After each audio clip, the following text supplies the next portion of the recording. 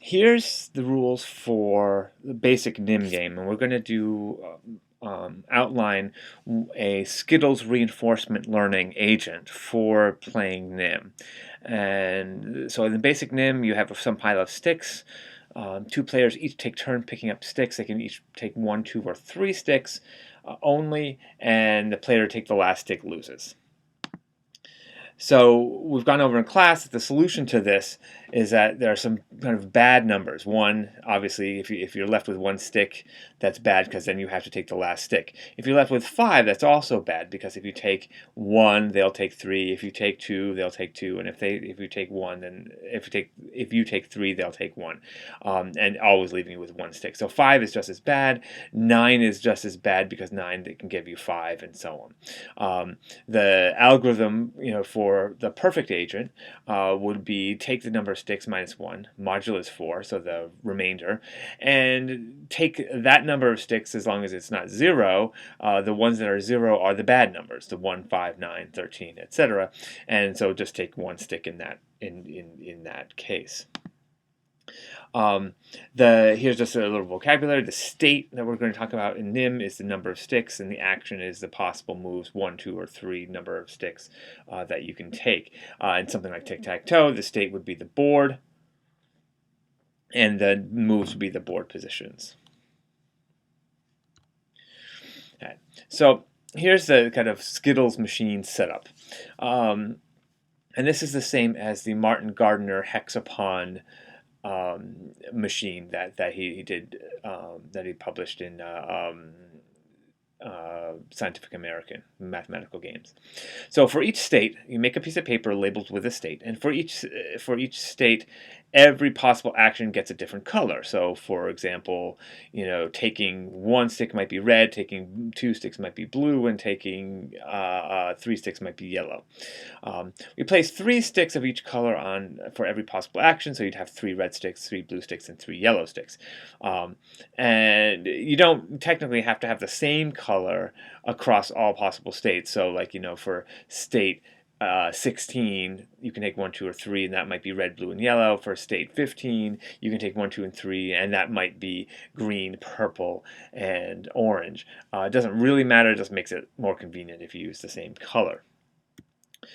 You play as usual against the machine, and when it's the machine's turn, you choose one of the Skittles at random from the current state. You can kind of mix them up and select one, and you set it aside, but don't take it out. Because you might be replacing it. If the machine loses or can't move, you completely take away the last moved Skittle, the last one you kind of set aside. At the end of the game, you just put all of them back in where they were, other than the one that you may have taken away. And if he wins, you just put them all back. So here's an example. So here I'm going to start with n equals 8, this being the machine's turn, and we have a number of colored Skittles. We choose one of them at random. Here we have the red one. I've kind of marked it and set it aside, so that's a move of 2. The human, knowing quite well what to do, wants to give the machine the bad one, takes 1, so that way the machine has is basically going to lose. The machine chooses a random stick from state 5 here, and it happens to be the green one. Okay, and green is take 1, and so now we're down to 4, and the human the human wins. If the machine loses, we remove the last move, which was this one, and we just take it out of the game, replace all others. So we put that one that we had set aside, we put it back, and we start again. And we do it again. Now it's machine's turn again, and so on. Now, say we've played 3 more times exactly the same way, we'd have no more greens at all at 5, and this means that the machine will never take 1 on 5. Given enough plays, and actually I'm going to go back here, and that means if we played again and we got down to 5, we wouldn't have any. We would take something. We would take something else. If 5 ends up being completely empty, then we would go back to the previous state that we had, the one we set aside, and we take that one away. And so we'd always take away the last one that was moved, and so on. It kind of allows the machine to resign early, if you will. Okay. Given enough plays, the Skittle machine learns to play perfectly. Okay?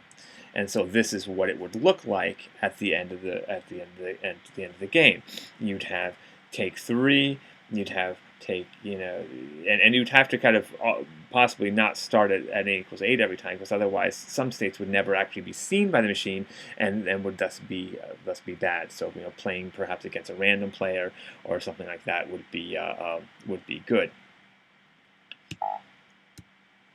Okay, so this is a form of reinforcement learning, and it's a specific form. I'll call it the Skittles agent, and it has some drawbacks, but it's a decent kind of starting point, and other forms of reinforcement learning are approximately the same thing. So we have some value for every state action pair, and the value here would be the number of Skittles. We choose the action for the given state from the value. We might do it highest, or a weighted average, or just a random, like we did to the Skittles agent. We reduce the value for each state action pair for some visited state action pairs. So the ones basically where you're losing, we reduce it, or if we're forced into a losing situation. And we can represent it either as like kind of a list of the number of different types of Skittles, or we might have it, basically, for each state and action, what the we can index it by action. And there might be practical considerations like memory and computational time and so on. Here we have kind of a delayed reward. We don't know immediately whether we did the correct thing. And so really it's the losing at the end and the correction there, and then it trickles back as we're forced into areas where we've done badly in the past. And in some games we don't know necessarily the precise results of our actions before we do them. And really actually that's even true in this one. And so it has to kind of we learn from the end game, and then it trickles back. And in some games, we don't even know much about even the current states, the card games or whatever, and that may be probabilistic. So here's a table, state action. So here's the state, and the actions are 1, 2, and 3.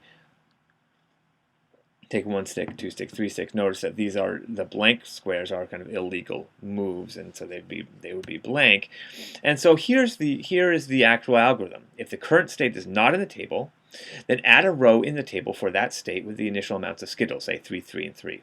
If there are no good moves, say state action is 0 for all actions, then subtract 1 Skittle from the last state action pair, and then return some kind of weighted choice. And then now we're going to do the implementation of this in Python, and that will be another video.